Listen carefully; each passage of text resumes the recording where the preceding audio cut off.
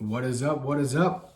I am here doing March's book review. I know I'm technically speaking a day late because this is April 1st, but I actually had to go back to Gainesville. I picked these books up because I wanted to show them and talk about them. These are really, really awesome books. So if you have an interest in any of these, just like February's book review, go check them out on Amazon. Also, we have a ton of time now, given that we are all locked in our houses. So definitely check these books out if any of these interest you. Mostly speaking, none of these are really going to be as theological as last time, but these are all great books nonetheless. Okay, so this first one, it's called The 50th Law.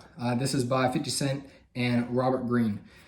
One thing I really like about this book is that Robert Greene does a really, really good job at explaining 50 Cent's story. If you don't know 50 Cent, he's a rapper. Eminem found him. He kind of blew up, got big time. But this is 50 Cent's story of how he came up from where he did and how he made it. And I think there's 10 chapters in here. I could be wrong on that. 9 or 10 chapters, and pretty much where Robert Greene is able to take what 50 Cent is saying and put it into 10 principles. And so honestly, from a biography perspective or whatnot, I think the 10 principles that are laid out in this book are really, really solid. So if you want a good read, one, a good story, good biography, but then two, principles on top of that, again, The 50th Law by Robert Greene and 50 Cent. Very, very good book. Okay, this next one, Outwitting the Devil by Napoleon Hill. First thing I'll say about this book, one, I wouldn't take it for an actual theological view of anything like that. When Napoleon Hill is talking about outwitting the devil, he's not necessarily talking about the devil himself. Now, he claims it was a conversation with the devil, but he also talks about your other self in a way, and I'll explain what I mean. He's talking about how the devil uses things like fear, hopelessness, doubt, things along those lines to cripple people, essentially, to make people useless in whatever it is that they're trying to do.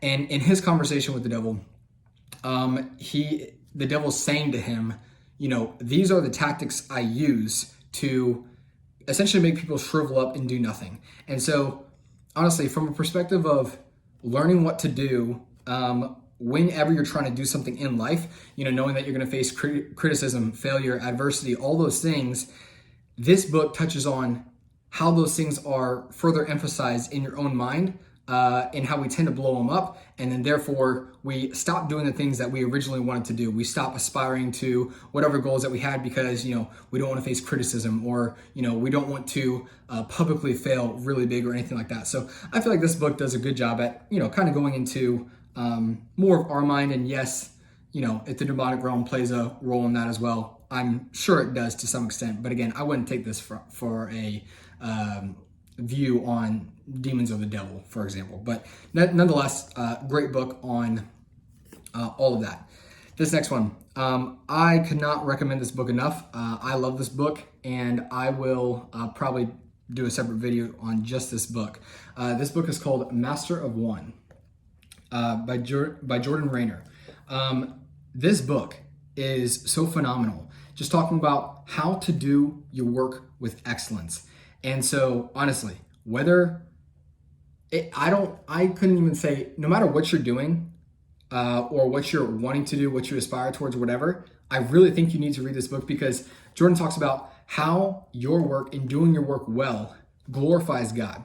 And one perspective that he absolutely shifted my mind on a ton was, when we don't do our work with excellence, we're failing to love our neighbor. And that personally blew my mind, because I was like, man, how many times do we slack off in whatever it is? We think it may be a small, mundane task, but we are responsible for it, and we don't do it well, or we don't do it to our fullest ability. And he would say that is failing to love your neighbor well. And so one thing I really like about this book a lot too is that work is put, being good at your work is put in light of God, is put in light of eternity, is put in light of stewardship. So whatever gifts you've been given, to use them well. And so again, this book, I couldn't recommend it more. This is, if you were to read one book this month, or even one this year, you really couldn't go wrong with reading this book. So again, that's Master of One by Jordan Rayner. This next one, I really like this book too. This is called The Compound Effect by Darren Hardy. Okay, so if you've ever heard of the compound effect before, we're talking about when numbers or when graphs go like this, okay? Like when 2 goes to 4, 4 goes to 8, 8 goes to 16, 16 goes to 32, 32 to 64, when things just, and then like that. So in the beginning, it doesn't look like, things are going that fast, but then things grow exponentially. That's the thing with compounding. Things start to grow exponentially the more that they are in place. And so Darren gives example after example, just talking about how, look, when you first are on a journey of something, no matter what it is, whether it's, finances or just furthering yourself or whatever that may be, in the beginning, you're going to see very, very little progress, if any, that separates you from yourself and the person next to you. But if you continue day in and day out to do the things, growing, 1% better or 0.1% better, over time, if you look back, your difference in 20 years is going to be so drastically different from that other person who's not doing those things.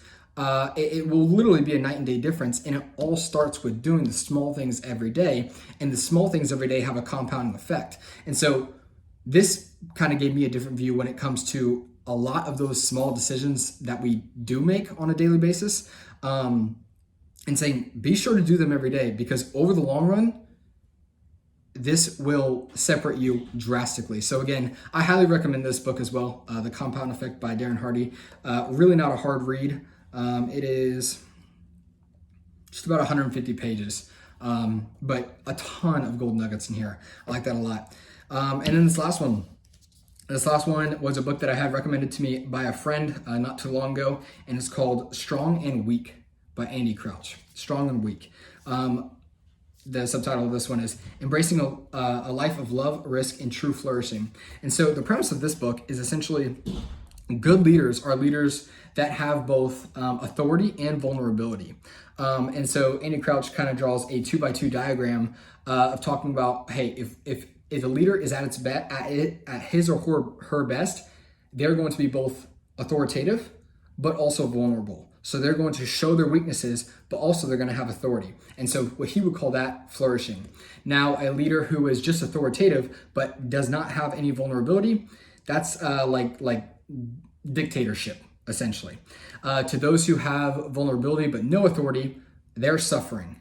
And then to those who have no vulnerability and no authority, they are withdrawing.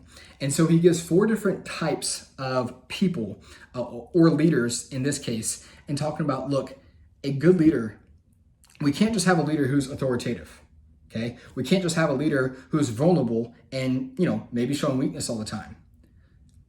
But when we have someone who's both authoritative and vulnerable, that brings out true flourishing, because then it brings the community back up with that leader, whoever that leader may be. And it shows, hey, we can be vulnerable with each other. We can show each other our weaknesses, but also still not let that change the view of the person, because they still have authority. Okay. So honestly, very great book as well. I read this book in 2 days. It was a pretty easy read and good read as well. So again, Strong and Weak by Andy Crouch. The Compound Effect by Darren Hardy. Master of One by Jordan Rayner. Outwitting the Devil by Napoleon Hill. And then The 50th Law by 50 Cent and Robert Greene. All these books phenomenal, especially that we have more time now. No reason why you can't read.